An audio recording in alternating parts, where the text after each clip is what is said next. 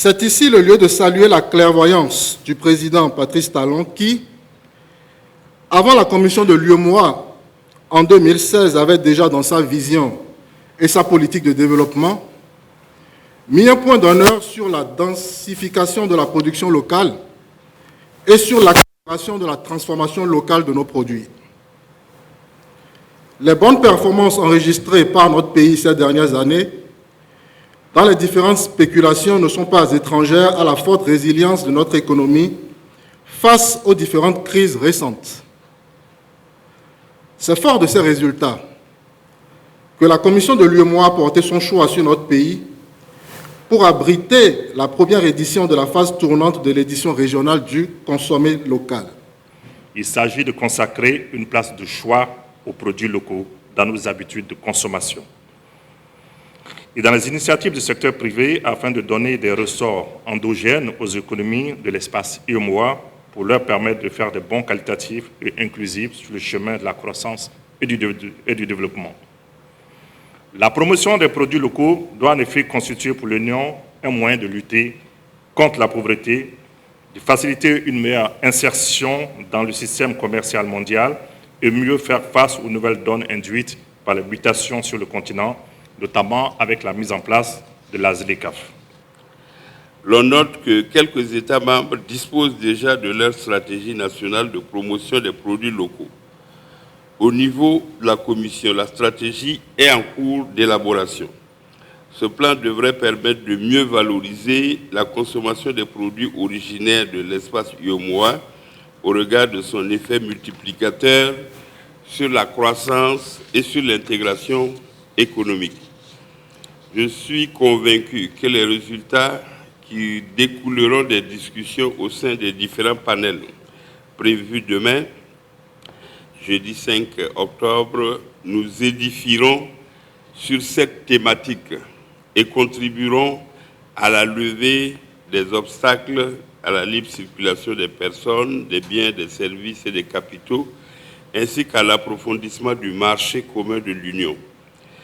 Ces réflexions permettront de proposer aux décideurs des actions à déployer pour accroître le niveau des investissements, pour accroître le niveau de la production, de la consommation et des emplois, spécialement pour les femmes et les jeunes, et pour renforcer la stabilité économique, politique et sociale, ainsi que l'intégration régionale. Je me réjouis du choix porté sur notre pays pour abriter les manifestations de la 4e édition régionale, qui se trouve être la première édition tournante. C'est vrai qu'on est B, ça devrait commencer par nous, mais on se réjouit et surtout on se félicite d'être un pays où on peut encore accueillir ces types de manifestations et surtout un pays ouvert et disponible pour les autres pays de l'UEMOA. Tous comme nous sommes ici, vous êtes d'accord que la première réponse à cette question, c'est d'abord le patriotisme. Nous devons aimer ce que nous produisons et nous devons produire ce que nous aimons consommer. Le gouvernement du Bénin a également réservé une part à la transformation des produits locaux, a encouragé la transformation des produits locaux à Glodjibé avec le régime intracommunautaire qui accorde toutes les facilités afin que les produits issus de l'UEMOA soient compétitifs. Le gouvernement du Bénin a également, je crois que les entreprises invitées en ont bénéficié, les chefs d'entreprise en ont bénéficié, c'est l'African Design School. Madame la ministre de l'enseignement supérieur, c'est un vrai succès. Parce que nos jeunes, depuis 2 ans maintenant, nous accompagnent à l'identité visuelle de nos produits. C'est une vraie valeur ajoutée. Le packaging et surtout l'identité visuelle, c'est une vraie valeur ajoutée pour booster également la visibilité et surtout donner la confiance dans les produits que nous consommons. Distingués invités, je voudrais souhaiter à tous une bonne commémoration de la 4e édition régionale du mois du consommé local et réaffirmer la volonté du gouvernement du Bénin de rester disponible, mobilisé pour des avancées encore plus significatives. Nous devons donc, ensemble, faire un diagnostic des maux qui minent le secteur des médias au Bénin, proposer des actions pour favoriser l'avènement de véritables entreprises de presse, rendre plus professionnels et plus responsables les acteurs de médias, proposer des actions visant à améliorer les conditions de vie et de travail des professionnels des médias. Ce séminaire de réflexion sur le projet de rapport de réforme dans le secteur des médias s'inscrit dans l'exécution du chronogramme que la Haute Autorité de l'audiovisuel et de la communication s'est donné dans le cadre de la mission à elle assignée par le chef de l'État. En effet, le président de la République, dans le souci du mieux-être social, a missionné la Haute Autorité de l'audiovisuel et de la communication afin d'engager avec les acteurs des médias des réflexions pertinentes pour des réformes dans le dit secteur. Nous n'allons donc pas lésiner sur nos ressources intellectuelles pour apporter des réponses aux problèmes juridiques, techniques, économiques, professionnels et sociaux qui minent le secteur des médias béninois. J'exhorte ainsi chaque participant à donner le meilleur de lui-même pour que nous puissions avoir une presse libre, moderne, professionnelle, qui contribue au bien-être de ses acteurs. Au sein de la Sénat, nous comprenons l'importance de travailler en étroite collaboration avec vous pour assurer une couverture équilibrée et impartiale du processus électoral. Nous sommes engagés à fournir toutes les informations nécessaires et en temps opportun pour que vous puissiez remplir votre rôle de manière efficace.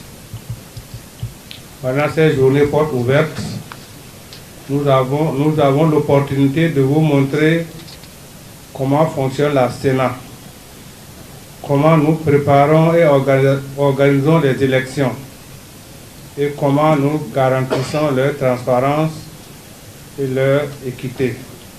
Ces journées portes ouvertes nous ont permis à nous, professionnels des médias, de quand même entrer dans l'univers de l'institution, savoir comment elle fonctionne, savoir comment elle est organisée et savoir quelles sont les dispositions qu'elle prend déjà pour les élections générales de 2026. On le savait sur papier, mais de façon pratique. Nous venons de sillonner les salles pour vérifier comment ça se passe. Donc je dois encourager le Conseil, que cela ne soit pas le premier ni le dernier, et faire en sorte que les Béninois savent réellement ce qui se passe dans cette maison. Et vous savez, bientôt il y aura des élections, donc avec cette sensibilisation, avec cette journée porte ouverte, les journalistes pourront désormais bien comprendre ce qu'il faut écrire et ce qu'il ne fallait pas écrire.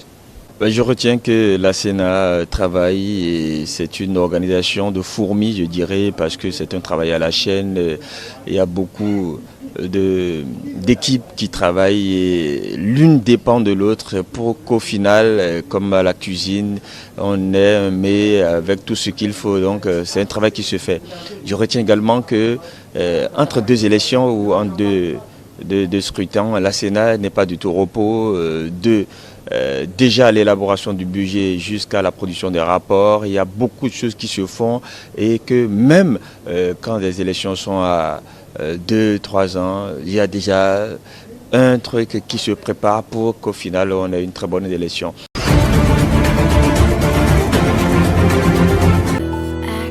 Pour vos anniversaires, mariages, communions, dots, vacances, hébergements, séminaires, événements de tout genre, Sylva Beach, le cadre idéal. Dressé sur un domaine de 1 hectare, Sylva Beach dispose de 5 bâtiments très bien équipés avec des chambres confortables, à la fois ventilées et climatisées, d'un court de tennis pour une détente parfaite entre amis et en famille, d'une cuisine communautaire accessible à tous les clients, de vastes aires de fête, de 2 parkings suffisamment grands pour contenir vos engins et véhicules. À Silva Beach, vous avez également une vue directe sur la plage depuis votre chambre. La porte de l'arrière-cour vous donne un accès facile sur la mer. Plusieurs autres surprises vous y attendent. La place de fête et d'hébergement Coussejour Silva Beach vous donne le sentiment d'être chez vous avec toutes les commodités qui s'y prêtent.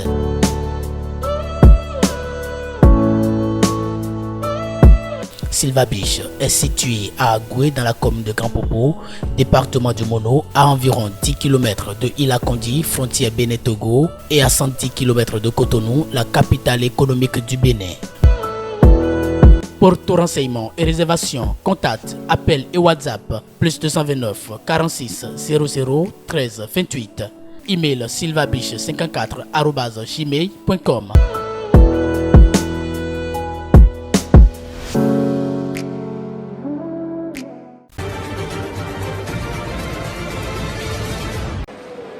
En Côte d'Ivoire, la récolte du cacao vient de commencer et si l'on en croit les prévisions des experts, cette saison risque de ne pas être aussi bonne que la précédente.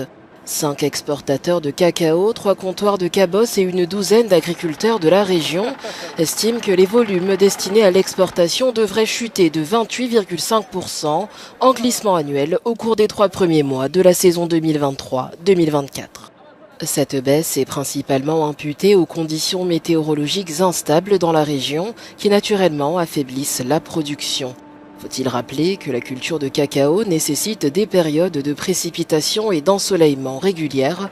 Or, l'Afrique de l'Ouest, qui comprend des pays comme la Côte d'Ivoire, le Ghana et le Nigeria, les principaux producteurs de cacao au monde, connaît des conditions de croissance médiocres. L'inquiétude quant aux récoltes a ainsi provoqué une soudaine hausse des prix mondiaux du cacao ces dernières semaines, atteignant leur niveau le plus élevé depuis 1977.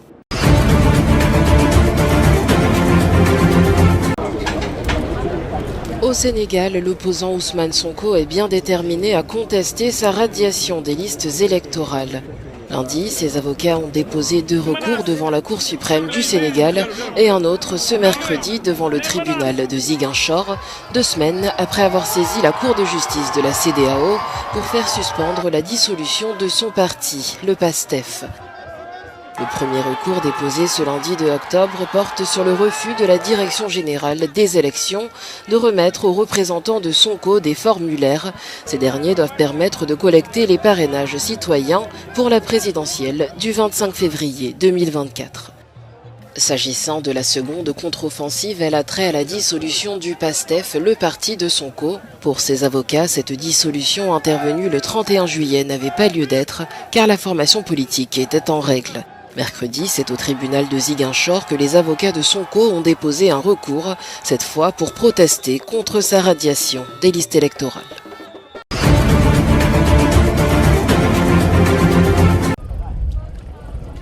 Le Programme alimentaire mondial des Nations Unies a averti qu'une crise de la faim se profile pour les Sud-Soudanais, revenus dans leur pays après avoir fui les combats qui déchirent le Soudan voisin depuis plus de 5 mois. Dans un camp de réfugiés situé dans la petite ville de Renk, au Sud-Soudan, des enfants sous-alimentés dorment à même le sol entouré de boue. Plus d'un quart des femmes enceintes et allaitantes et près de 20% des enfants de moins de 5 ans souffrent de malnutrition.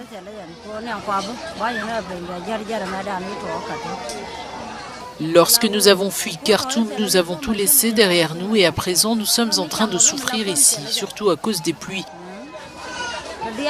J'ai peur pour la santé de mon enfant, je ne peux rien faire d'autre que de m'occuper de lui car il a besoin de soins constants. La saison des pluies a rendu les conditions du camp de réfugiés de Renk plus difficiles et a forcé les réfugiés du Sud-Soudan à construire des abris temporaires dans la boue. Les inondations exacerbent également l'urgence alimentaire et contribuent à la propagation des maladies. Depuis que je suis ici, j'ai vu l'état des gens qui ont franchi la frontière se détériorer rapidement. À mesure que le conflit se poursuivait, voir un enfant mal nourri dans les bras d'une mère sans savoir s'il va rester en vie jusqu'à la fin de la nuit, c'est incroyablement angoissant. Les Nations Unies s'efforcent d'apporter leur soutien en fournissant une aide vitale pour que ces personnes puissent survivre non seulement à leur entrée dans le Sud-Soudan, mais aussi durant la suite de leur voyage. Le camp de réfugiés de Rennes ne pourra pas accueillir tous les réfugiés qui ont franchi la frontière. Ces derniers sont contraints de quitter Rennes sur des bateaux car il n'y a aucune autre liaison routière. Malaka, la ville la plus proche de ce camp, se situe à au moins 3 jours de navigation.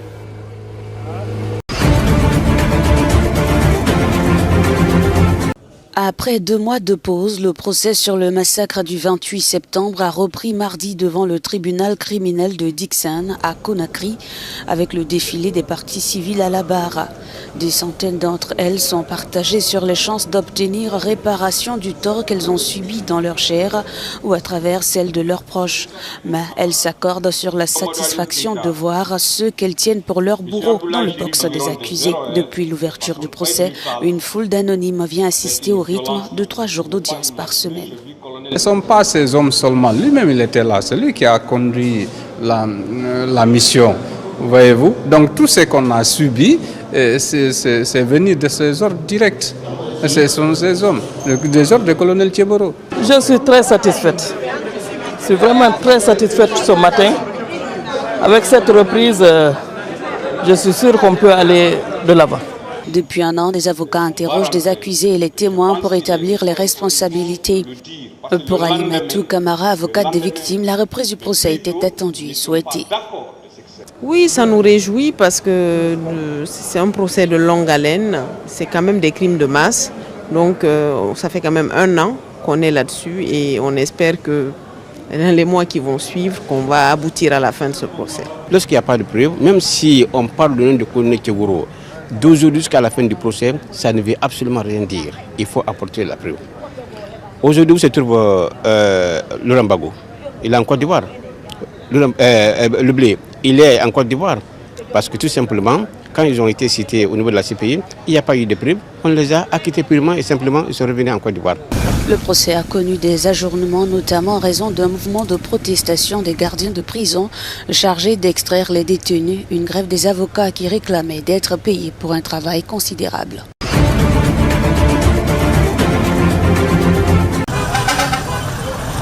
Après 1 an de tergiversation, le Conseil de sécurité de l'ONU a finalement donné son feu vert pour envoyer une mission multinationale en Haïti. Menée par le Kenya, cette force opérationnelle va aider la police dépassée par les gangs qui sévissent sur l'île. De nombreux Haïtiens sont soulagés de recevoir ce soutien armé international. Hier, j'ai suivi le vote sur Internet. C'est une très belle initiative que l'ONU a prise pour aider le peuple haïtien à sortir de la situation dans laquelle il se trouve. Je suis certain que le peuple haïtien saurait leur prêter main forte. Dans les rues de la ville, je veux courir. À la maison, j'ai peur. En voiture, je veux fuir à cause de la sécurité. J'espère qu'ils interviendront le plus tôt possible. Selon l'ONU, la crise économique, politique et sécuritaire que traverse Haïti s'est encore aggravée depuis 1 an, avec des gangs plus nombreux et mieux armés que les 14 000 policiers présents sur l'île.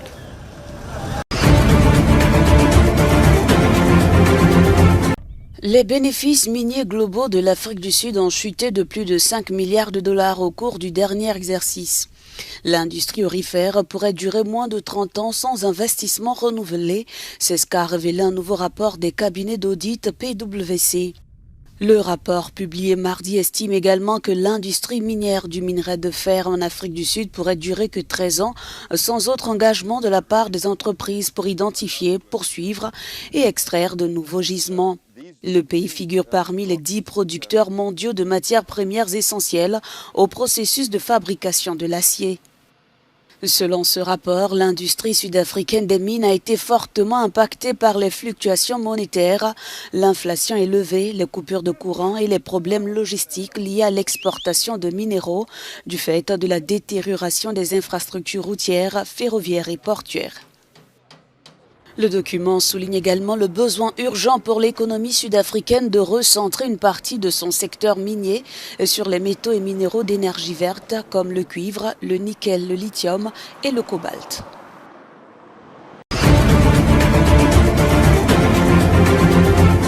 Confrontée à une grave épizootie de grippe aviaire, l'Afrique du Sud a abattu cette semaine plus de 7 millions de poulets pour tenter de contenir les dizaines de foyers de 2 souches distinctes de cette maladie qui menace l'approvisionnement en œufs et en volailles pour les consommateurs. Au moins 205 000 poulets sont morts de la grippe aviaire dans au moins 60 foyers à travers le pays, dont plus de la moitié dans la province de Gauteng, qui comprend la plus grande ville du pays, Johannesburg. Certains magasins de la grande distribution de Johannesburg ont commencé à réduire le nombre d'œufs qu'un client était autorisé à acheter cette semaine à raison d'un carton de 6 œufs par personne. Les 7,5 millions de poulets abattus représentent 20 à 30% du cheptel sud-africain.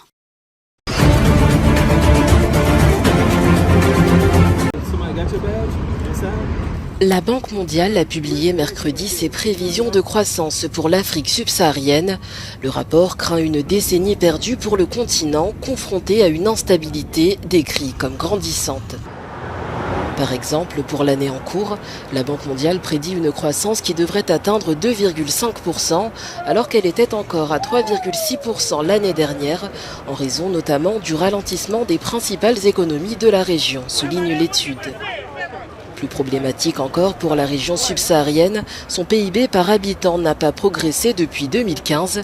L'institution indique par la suite que la croissance de cet indicateur pourrait être de tout juste 0,1% par an sur la période 2015-2025. Si la situation économique reste complexe, la Banque mondiale souligne cependant que certains aspects s'améliorent.